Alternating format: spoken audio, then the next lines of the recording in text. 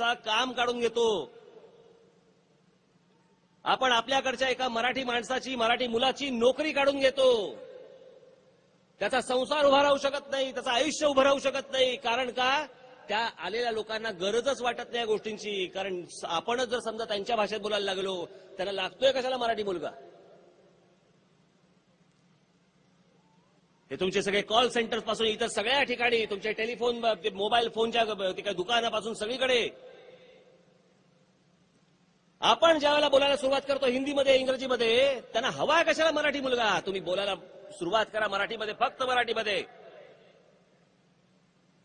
आपण ज्या वेळेला या सगळ्यांशी ज्यावेळेला मराठीमध्ये व्यवहार करायला लागू, त्यावेळेला ह्यांच्यासाठी म्हणून ह्यांना मराठी मुलं, मराठी मुली या कामावरती ठेवाव्याच लागतील. त्याच्या पुढे जाताच येणार नाही त्यांना. मी सतत सातत्याने आपल्याला सांगत असतो की मराठी भाषेची भिंत उभी केली पाहिजे. भाषेची भिंत याचा अर्थ देश तोडणं नव्हे. हा देश एक आहे, हा देश एकत्र राहावा, एकत्र नांदावा. मी त्याच मताचा आहे. मी काय स्वतंत्र महाराष्ट्र मागत नाहीये, पण या देशातल्या पुढाऱ्यांना देखील मी सांगतो, सतत आणि सातत्याने मराठी माणसाचा तुम्ही अंत बघू नका. सातत्याने जर समजा असली विधानं जर समजा उभी करत राहिली आणि कुठच्या जर समजा मराठी मुलाच्या डोक्यामध्ये जर स्वतंत्र महाराष्ट्राची हाक किंवा चळवळ जर डोक्यामध्ये सुरू झाली, तर त्याची सुरुवात करणारे हे तुम्ही असाल, एवढे लक्षात ठेवा.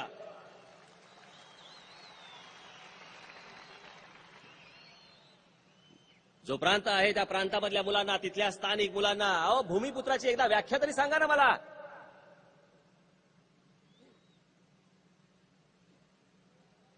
ममता बॅनर्जींनी ज्यावेळेला सांगितलं की रेल्वेमधले जॉब्स हे याच्या पुढे तिथल्या स्थानिक भूमिपुत्रांना 50% मिळतील, त्यावेळेला का नाही काही बोलत? त्याला कोणीच येत नाही. महाराष्ट्र नवनिर्माण सेना असो, शिवसेना असो, भारतीय जनता पक्ष असो, राष्ट्रवादी काँग्रेस असो अथवा काँग्रेस असो, आपली भांडणं आपल्यापाशी, पण मराठीचा मुद्दा ज्यावेळेला येईल, मराठी माणसाचा जेव्हा मुद्दा येईल, तेव्हा आपण सगळे एकत्रच असलं पाहिजे.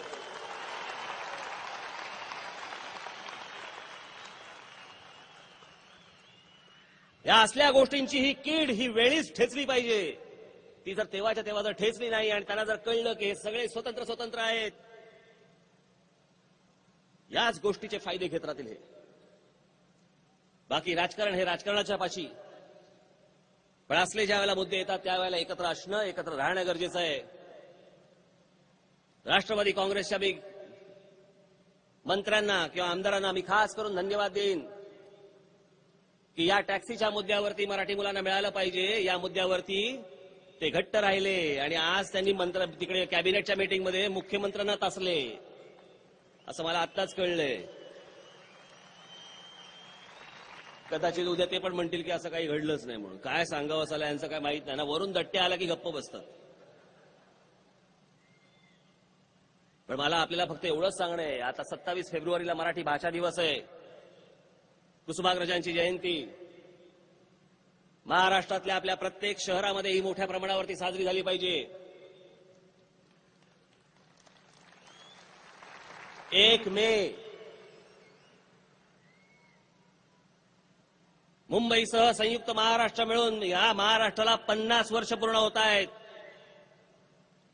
30 एप्रिल रात्री 12 वाजता महाराष्ट्रातल्या प्रत्येक शहरात, प्रत्येक इमारतीवर प्रत्येकाने आतषबाजी केलीच पाहिजे की आमचा महाराष्ट्र 50 वर्षाचा झाला.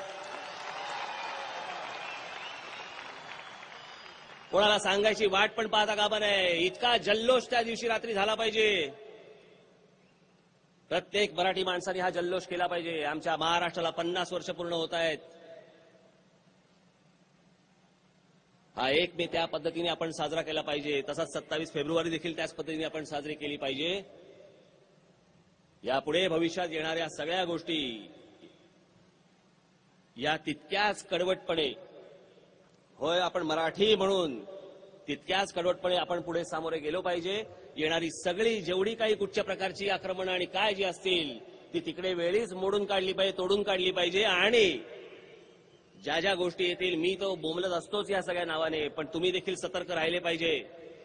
मला कळलंय त्याप्रमाणे आता येणाऱ्या काही दिवसांमध्ये रेल्वेमध्ये जवळपास किती 14,000 नोकऱ्यांची वेकन्सी आहे महाराष्ट्रात. विसरू नका. मी पक्षातर्फे तर सांगेनच, प्रत्येक ठिकाणी सांगेन, परंतु या सगळ्या गोष्टींवरती तुमचं लक्ष असलं पाहिजे.